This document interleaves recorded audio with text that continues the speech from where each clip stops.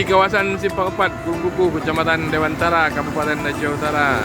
Saat ini saya berada di Tabun Baru, Kecamatan Dewantara, Kabupaten Aceh Utara, di Jalan Negara Medan Banda Aceh. Inilah wajah kampungku setelah rinai hujan mengguyur. Masih di Jalan Negara Medan Banda Aceh, depan bekas kompleks pabrik pupuk PT AF, Kuku Dewantara.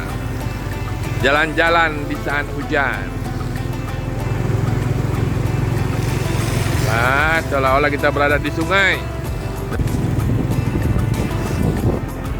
Wassalamualaikum warahmatullahi wabarakatuh. Marjuki Opedi Channel memberitakan.